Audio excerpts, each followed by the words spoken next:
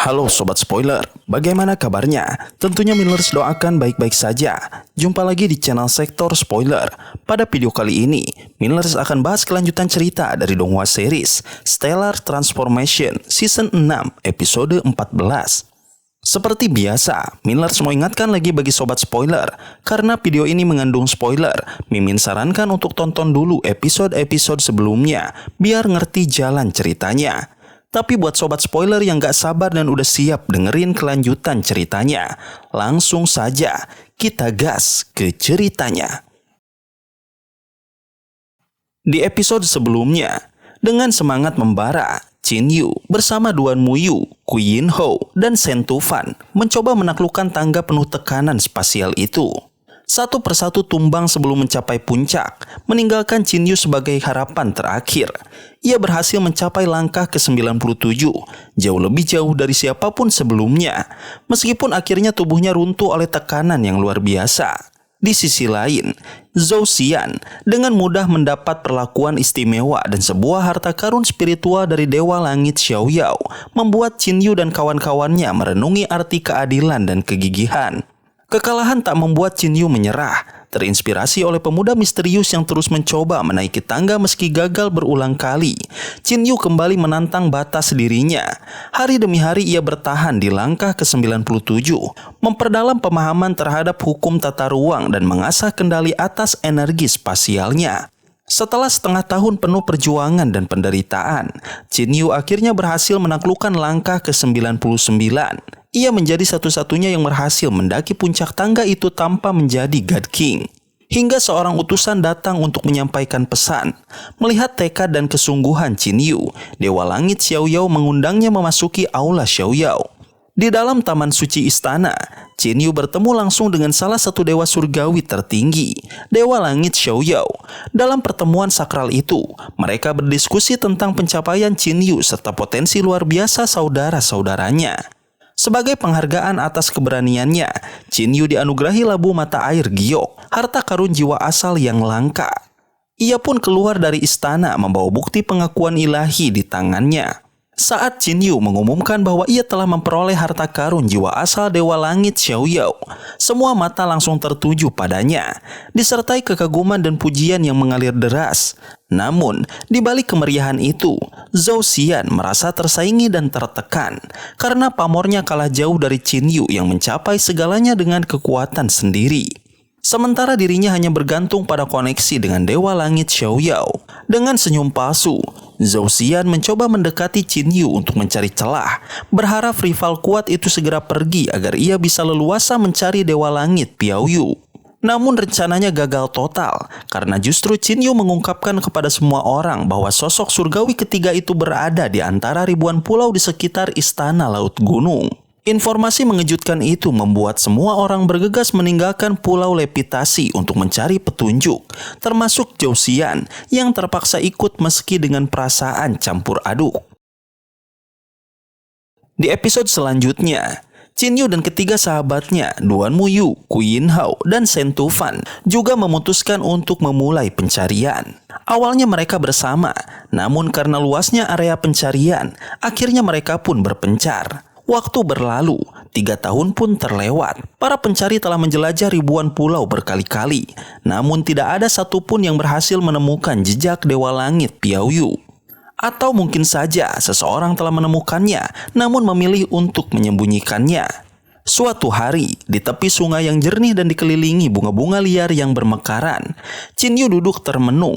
Ia merenung bahwa jika Dewa Langit Piao Yu memang tidak ingin ditemui, maka segala usaha pun akan sia-sia.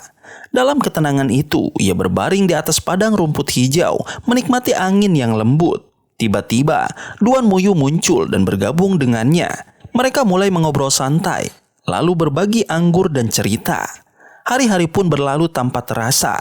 Mereka minum bersama selama 6 hari penuh, larut dalam kebersamaan dan kenangan masa lalu. Dalam percakapan yang dibumbui sedikit mabuk, Duan Muyu akhirnya membuka hati. Ia menceritakan kisah cintanya yang kelam, tentang seorang wanita yang sangat ia cintai namun akhirnya meninggalkannya. Ia telah memberikan segalanya, perlindungan, kekuatan, perhatian, namun wanita itu tak pernah menghargainya.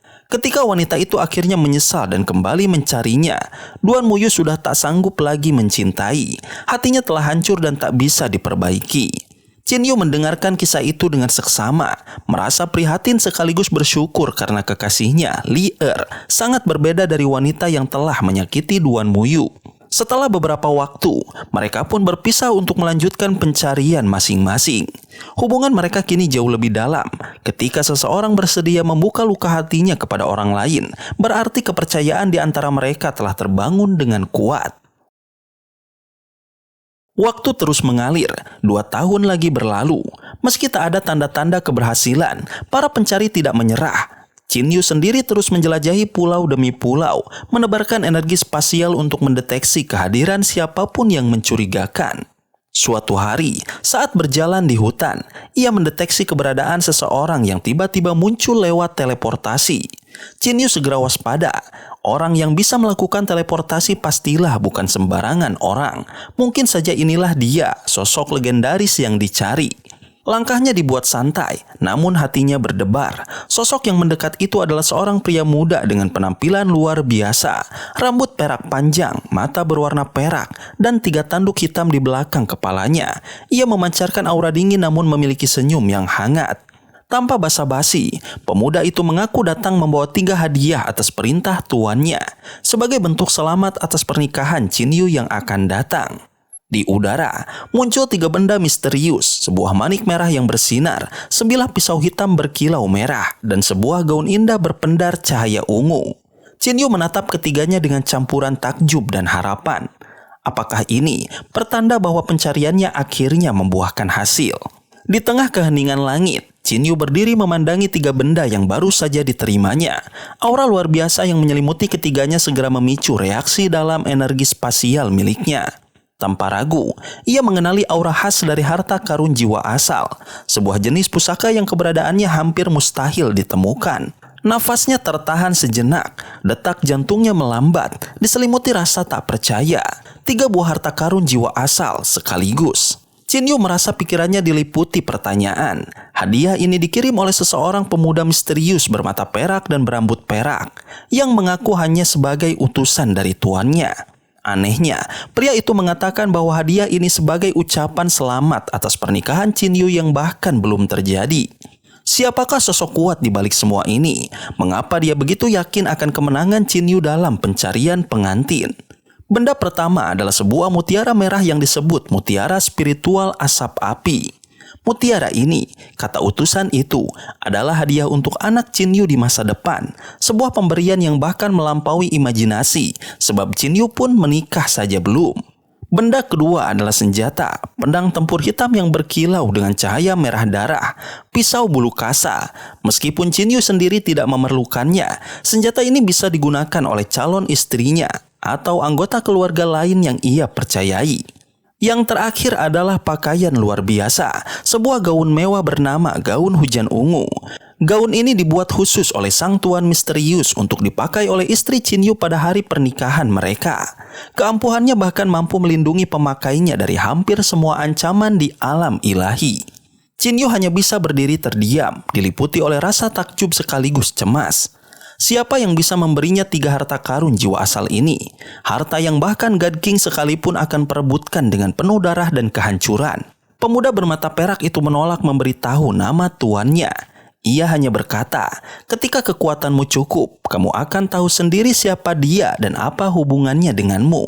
Setelah itu, ia menghilang begitu saja, meninggalkan Qin Yu sendirian dengan 3 harta tak ternilai yang melayang di udara. Qin Yu menatap mereka dengan penuh pertimbangan. Tak mungkin ia membiarkan benda-benda luar biasa ini hanya menggantung di udara. Dengan tenang, ia meneteskan darah ke masing-masing benda. Ritual pemurnian tertua yang mengikat harta dengan tuannya. Saat koneksi batin terjalin, Qin Yu seketika terkejut. Ketiga benda itu bukan sembarang harta karun jiwa asal. Mereka adalah kelas 1. Di seluruh alam ilahi, hanya segelintir pusaka seperti ini yang diketahui keberadaannya. 8 dimiliki oleh para kaisar Sage Agung, 1 dibuat oleh dewa pengrajin legendaris Chehou Yuan, dan selebihnya hanya mitos belaka. Namun kini, Qin Yu memiliki 3 sekaligus. Tangannya gemetar, dahinya berkeringat. Kebahagiaan yang seharusnya ia rasakan berubah menjadi rasa takut yang menusuk. Ia sadar, jika para God King mengetahuinya, hidupnya akan terancam demi memperebutkan harta-harta ini. Tanpa membuang waktu, ia segera menyerap ketiganya ke dalam tubuhnya, menyembunyikan mereka dari dunia. Qin Yu mulai menebak-nebak siapa sebenarnya tuan dari pemuda bermata perak itu. Hanya satu nama yang terus muncul di benaknya, Dewa Langit Piao Yu, makhluk tertinggi di antara 3 Celestial Agung. Hanya makhluk dengan tingkat itu yang mampu memberikan 3 harta karun jiwa asal kelas 1 dengan mudah. Dengan keyakinan yang perlahan tumbuh, Qin Yu membuat keputusan. Dalam kompetisi pencarian pengantin pria nanti, ia akan menggunakan labu mata air giok terlebih dahulu. Jika itu cukup untuk menang, bagus. Namun jika tidak, ia tak akan ragu mengeluarkan salah satu pusaka jiwa asal kelas 1 miliknya. Hari-hari berikutnya ia habiskan dengan mengelilingi pulau-pulau di sekitar Istana Laut Gunung. 9 tahun telah berlalu sejak ia tiba, dan kini ia berdiri di udara, mengingat betapa luar biasanya hadiah yang ia terima. Mutiara spiritual asal api begitu sudah disatukan ke dalam tubuh akan memudahkan anaknya nanti mencapai tingkat God King. Hadiah terbaik untuk keturunannya. Gaun hujan ungu, pakaian defensif yang sempurna akan diberikan kepada Li calon istrinya tercinta. Senyum tak tertahan menghiasi wajah Qin Yu. Namun tak semua peserta pencarian pengantin pria bernasib sama. Banyak dari mereka gagal bertemu dengan Dewa Langit Piao Yu. Meski telah mencarinya selama bertahun-tahun, mereka mulai berkumpul kembali di Pulau Levitasi, mengobrol satu sama lain dengan kecewa dan pasrah. Tidak satupun menyangka bahwa Qin Yu mungkin telah menerima lebih dari sekedar pertemuan. Qin Yu hanya tersenyum saat ditanya. Ia memilih untuk tetap diam, menyimpan rahasianya dalam-dalam. Kini, saat batas waktu pencarian hampir tiba, Qin Yu dan beberapa kandidat lainnya memutuskan untuk kembali ke alam ilahi. Ia tahu momen penentuan sudah dekat. Namun kali ini, ia bukan hanya kembali sebagai pesaing biasa. Ia kembali sebagai pemilik 3 pusaka yang mampu mengubah sejarah alam ilahi. Langkah selanjutnya adalah menentukan bagaimana dan kapan ia akan menunjukkan kekuatannya. Namun satu hal sudah pasti, Qin Yu siap menghadapi segalanya. Kepingan salju berjatuhan dengan tenang di kota salju terapung, menghiasi jalan-jalan hitam yang bersih dan sederhana. Di tengah nuansa damai itu, 4 sosok kuat, Qin Yu, Shen Tufan, Gu Yinhou, dan Duan Muyu berpisah setelah perjalanan panjang. Senyuman menghiasi wajah Qin Yu karena hatinya dipenuhi keyakinan akan keberhasilannya. Dengan penuh percaya diri, Qin Yu melangkah menuju rumah kayu, tempat di mana Jianglan dan Li berada. Belum sempat ia mengetuk, suara Jianglan menggema di pikirannya, mengundangnya masuk. Menggunakan energi spasial dan kepekaan terhadap air mata meteorik, Qin Yu dapat langsung merasakan keberadaan Li. Ia melangkah melewati lorong-lorong kayu yang familiar, hingga tiba di sebuah halaman. Di sanalah Li menunggunya dengan penuh kerinduan. Melihat sosok Qin Yu, gadis itu berlari dan langsung memeluknya erat.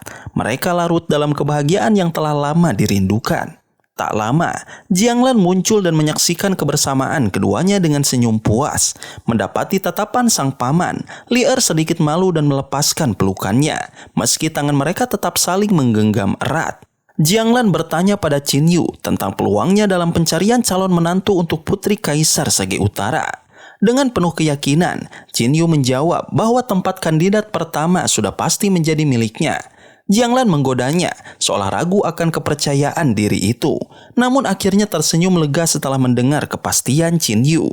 Waktu berjalan cepat saat 2 insan saling mencintai menghabiskan hari-hari bersama. Dalam kehangatan itu, Li bertanya dengan sedikit kekhawatiran tentang kekuatan Zhou Xian yang juga mendapatkan hadiah dari surga hukuman petir. Qin Yu hanya tersenyum tenang. Ia telah mendapatkan hadiah dari 2 dewa surgawi, Dewa Langit Xiaoyao dan Dewa Langit Piao Yu.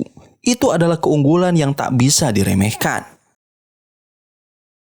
3 hari berlalu dengan tenang di rumah kayu sebelum akhirnya Qin Yu kembali ke kota salju terapung. Di sana, para tetua seperti Paman Fu dan Qiu Zongfu telah menantinya dengan cemas. Sebuah perjamuan mewah pun telah disiapkan sebagai sambutan hangat atas kepulangannya. Di tengah taman, Qin Yu menikmati waktu santainya sambil menanti hari pertemuan di Istana Kaisar Sage yang hanya tinggal 18 hari lagi. Ketika seorang pelayan datang menyampaikan bahwa Jiang Yan ingin menemuinya, Qin Yu langsung menyuruh pelayan itu untuk membawanya masuk. Jiang Yan datang membawa kabar menggembirakan. Jun Luoyu, sahabat lama mereka, telah berhasil naik ke alam ilahi 2 tahun sebelumnya. Ia kini tinggal di kota Luanshan bersama Qi Qing, yang telah menjadi dewa tingkat tinggi. Kabar itu membuat Qin Yu ikut bergembira. Jiang Yan kemudian menyinggung tentang peluang Qin Yu dalam pencarian calon menantu. Dengan senyum penuh keyakinan, Qin Yu meyakinkannya bahwa dia tak perlu ragu. Hari yang dinantikan pun tiba. Istana Kaisar Sage kembali semarak. 18 kandidat telah berkumpul dan 13 God King duduk di atas singgasana, siap menyaksikan dan menilai persembahan para pelamar. Zhou Xian menjadi yang pertama maju. Ia mempersembahkan sebuah harta karun jiwa asal kelas 2, tongkat api belerang, hadiah dari surga hukuman petir. Para God King mengangguk dan istri Jiang Fan bahkan menyebut hadiah itu sangat sesuai untuk pencarian pengantin pria. Saat giliran Qin Yu tiba, ia menampilkan labu mata air giok, juga harta karun jiwa asal kelas 2. Zhou Xian tersenyum tenang, merasa peluang mereka seimbang. Namun tepat ketika para God King hendak menilai, Qin Yu menghentikan mereka. Dengan tenang, Qin Yu menjelaskan bahwa labu mata air giok bukanlah persembahan utamanya. Ia lalu mengeluarkan sebuah senjata elegan berkilau hitam dengan cahaya merah samar. Pisau bulu kasa, hadiah dari Dewa Langit Piao Yu, salah satu dari 3 dewa surgawi paling kuat dan misterius. Kejutan menyelimuti seluruh aula, bahkan Zhou Xian menunjukkan perubahan ekspresi yang mencolok. Pisau bulu kasa bukan hanya simbol kekuatan dan kehormatan, tapi juga merupakan harta karun jiwa asal kelas 1, tingkat tertinggi dari artefak yang mungkin diperoleh. Keheningan menyelimuti istana Kaisar Sage. Semua mata tertuju pada bilah pedang itu. Pembuktian dari kekuatan, ketulusan, dan keunggulan Qin Yu. Dalam suasana yang mendebarkan, semua tahu bahwa posisi kandidat pilihan pertama tidak lagi menjadi pertanyaan. Suasana di istana Kaisar Sage Utara berubah menjadi sunyi mencekam. Setiap hadirin merasakan tekanan kuat yang menghimpit hati mereka, disertai keterkejutan luar biasa yang belum pernah mereka alami sebelumnya. Di tengah keheningan itu, Kaisar Sage Utara Jiang Fan bangkit dari duduknya. Wajahnya berusaha tetap tenang, meskipun jelas tergambar keterkejutan yang sulit disembunyikan. Sebuah pengakuan mengejutkan telah disampaikan bahwa pedang yang dibawa Qin Yu bernama pisau bulu kasa adalah harta karun jiwa asal kelas 1. Berita ini membuat seisi ruangan terdiam.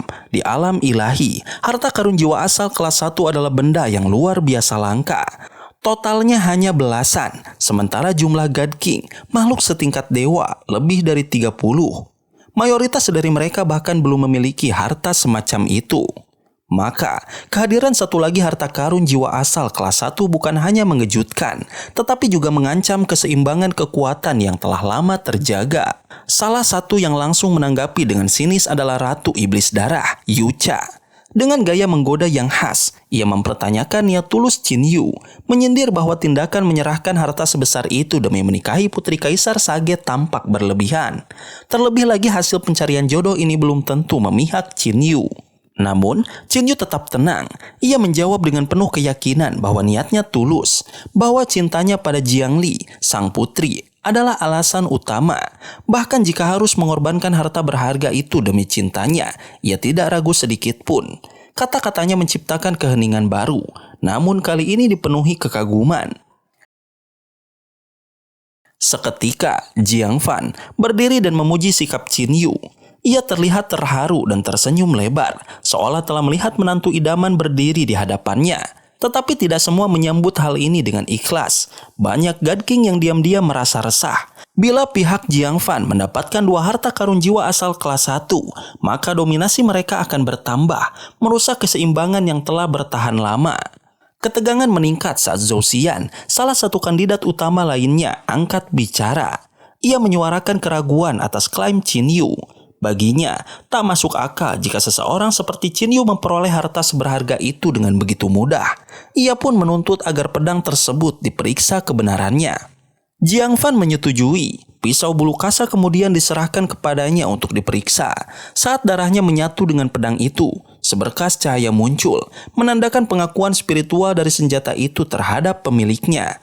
Wajah Jiang Fan berubah dari serius menjadi gembira. Dengan lantang ia menyatakan bahwa pedang tersebut memang benar harta karun jiwa asal kelas 1. Namun, perdebatan belum usai. Chu Nyurou, istri Kaisar Jiangfan dan juga Bibi Zhou Xian tiba-tiba menyela. Dengan suara lembut namun menusuk, ia mengajukan satu keberatan baru.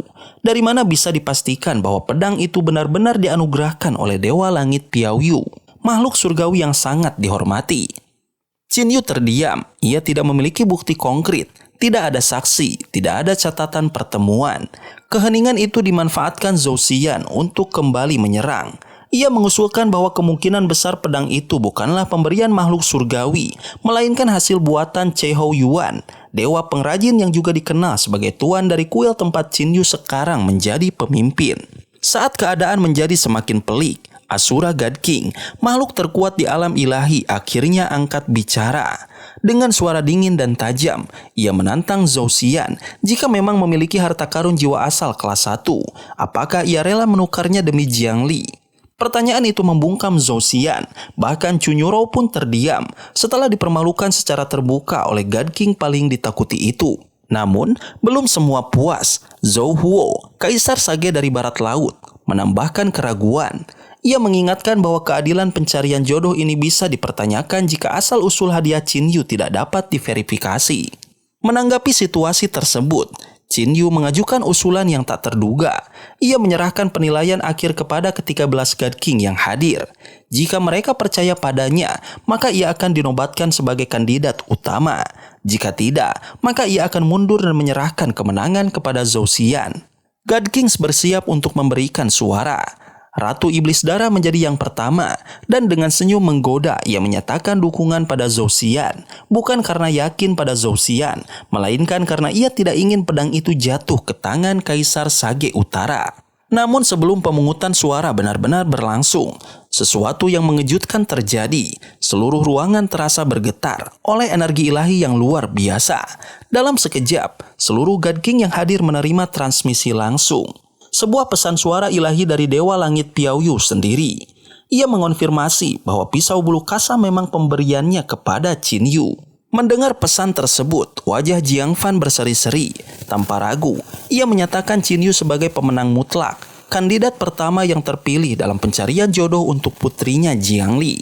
Situasi yang tadinya rumit dan dipenuhi kecurigaan kini berubah menjadi kepastian yang tak terbantahkan. Qin Yu telah membuktikan segalanya dengan cintanya, keberaniannya, dan pengakuan langsung dari makhluk surgawi tertinggi. Keheningan kini berganti dengan kekaguman. Qin Yu telah menang. Sobat spoiler, itulah spoiler dari Donghua series Stellar Transformation Season 6 episode 14. Tentunya spoiler ini tidak akan sama persis dengan episode sesungguhnya. Maka dari itu, jika ada kesalahan dalam kata ataupun istilah, serta kekurangan atau kelebihan durasi harap dimaklumi. Dan jangan lupa untuk mendukung channel ini terus berkembang dengan cara like, share, dan subscribe, supaya kalian gak ketinggalan update terbaru dari channel ini. Terima kasih banyak sudah menonton video ini sampai akhir Sobat Spoiler.